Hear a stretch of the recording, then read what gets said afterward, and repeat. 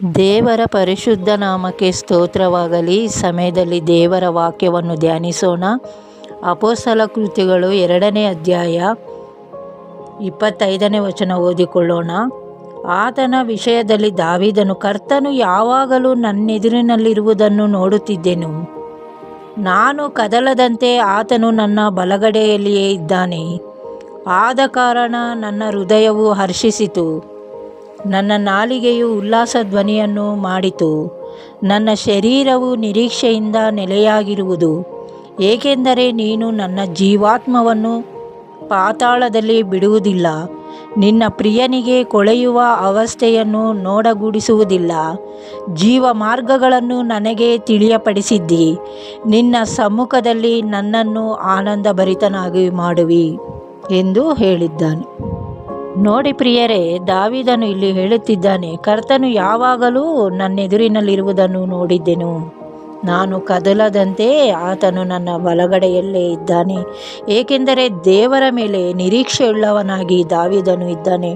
ಪ್ರತಿದಿನವೂ ದಾವೀದನು ಪ್ರಾರ್ಥನೆ ವಿಜ್ಞಾಪನೆಗಳಿಂದ ದಾವೀದನು ದೇವರ ಹತ್ತಿರ ಸಂಬಂಧವನ್ನು ಹೊಂದಿಕೊಂಡಿರುವವನಾಗಿದ್ದಾನೆ.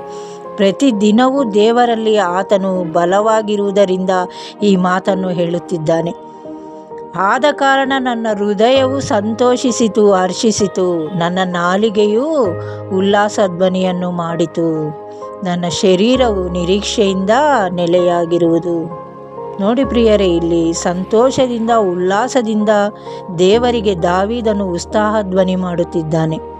ಕೀರ್ತನೆ 126ನೇ ಅಧ್ಯಾಯ 2ನೇ ವಚನ ಓದಿಕೊಳ್ಳೋಣ. ಆಗ ನಮ್ಮ ಬಾಯಿ ಬಲು ನಗೆಯಿಂದಲೂ ನಮ್ಮ ನಾಲಿಗೆ ಹರ್ಷಗೀತದಿಂದಲೂ ತುಂಬಿದವು. ಅನ್ಯಜನರು ಯೆಹೋವನು ಇವರಿಗೋಸ್ಕರ ಮಹತ್ಕಾರ್ಯಗಳನ್ನು ಮಾಡಿದ್ದಾನೆಂದು ತಮ್ಮೊಳಗೆ ಮಾತನಾಡಿಕೊಳ್ಳುತ್ತಿದ್ದರು.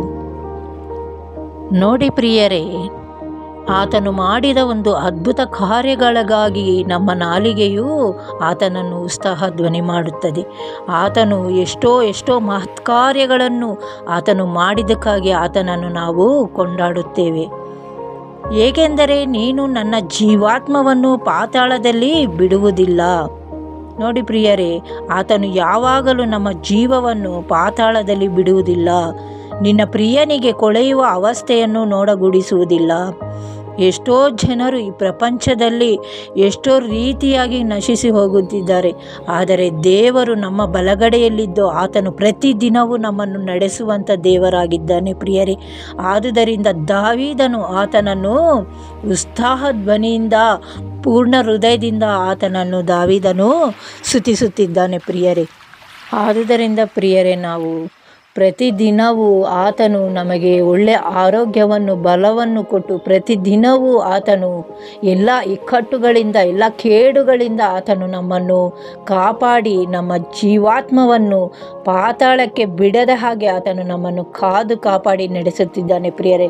ಆದುದರಿಂದ ಪ್ರತಿಯೊಬ್ಬರೂ ನಾವು ಆತನನ್ನು ಉಲ್ಲಾಸದಿಂದ ಆತನಿಗೆ ಸ್ತುತಿ ಯಜ್ಞವನ್ನು ಸಮರ್ಪಿಸಬೇಕು, ಆತನನ್ನು ಆರಾಧಿಸಬೇಕು, ಆತನನ್ನು ಹರ್ಷಧ್ವನಿಗೈದು ನಾವು ಉಲ್ಲಾಸದಿಂದ ಆತನನ್ನು ಆರಾಧಿಸಬೇಕು ಪ್ರಿಯರೇ. ಪ್ರತಿಯೊಬ್ಬರೂ ನಾವು ಪ್ರತಿದಿನ ಪ್ರಾರ್ಥನೆ ಮಾಡಿ ಆತನನ್ನು ಉತ್ಸಾಹ ಜ್ಞಾನದಿಂದ ಆತನನ್ನು ಸ್ತುತಿಸಬೇಕು, ಆತನನ್ನು ಭಜಿಸಬೇಕು, ಆತನನ್ನು ಆರಾಧಿಸಬೇಕು. ನಾವು ಪ್ರತಿಯೊಬ್ಬರು ಪ್ರತಿದಿನವೂ ಆತನನ್ನು ಎಡಬಿಡದೆ ಆತನನ್ನು ಪ್ರಾರ್ಥಿಸುವವರಾಗಿರಬೇಕು.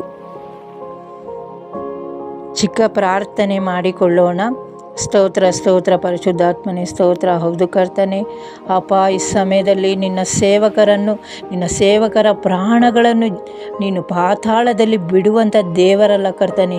ಹೌದು ಕರ್ತನೆ, ನಿನ್ನ ನಂಬಿದ ಮಕ್ಕಳನ್ನು ಅಪ್ಪ ನೀನು ಪಾತಾಳದಲ್ಲಿ ಬಿಡುವಂಥ ದೇವರಲ್ಲ ಕರ್ತನೆ. ನೀನು ನಮ್ಮನ್ನು ಪ್ರತಿದಿನವೂ ಕೈ ಹಿಡಿದು ನಡೆಸಿ ಒಳ್ಳೆಯ ಆರೋಗ್ಯವನ್ನು ಬಲವನ್ನು ಕೊಟ್ಟು ಎಲ್ಲ ಅಪಾಯಗಳಿಂದ ಕೇಡುಗಳಿಂದ ನಮ್ಮನ್ನು ಬಿಡಿಸಿ ನಮ್ಮನ್ನು ಕಾಪಾಡಿದ್ದಕ್ಕಾಗಿ ನಿಮಗೆ ಕೋಟ್ಯಾನು ಕೊಡಿ ಸ್ತೋತ್ರ ಕರ್ತನೆ.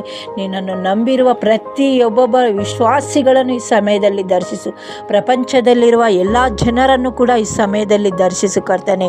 ಈ ಸಮಯದಲ್ಲಿ ಪ್ರತಿಯೊಬ್ಬೊಬ್ಬರು ನಿನ್ನನ್ನು ಉತ್ಸಾಹದಿಂದ ಅಪ್ಪ ನಿನ್ನನ್ನು ಆರಾಧಿಸುವಂತೆ ಅವರ ಹೃದಯಗಳನ್ನು ಬಲಪಡಿಸಿ ಸಹಾಯ ಮಾಡು ಕರ್ತನೆ. ಸ್ತೋತ್ರಪ್ಪ. ಈ ಸಮಯದಲ್ಲಿ ಕರ್ತನೆ ಪ್ರತಿಯೊಬ್ಬೊಬ್ಬರನ್ನು ಈ ಸಮಯದಲ್ಲಿ ಅಪ್ಪ ಬಲಪಡಿಸಿ ಸಹಾಯ ಮಾಡು ಕರ್ತನೆ. ಈ ಚಿಕ್ಕ ಪ್ರಾರ್ಥನೆ ಯೇಸುವಿನ ನಾಮದಲ್ಲಿ ಬೇಡಿ ಹೊಂದಿದ್ದೇನೆ ತಂದೆಯೇ, ಆಮೇನ್.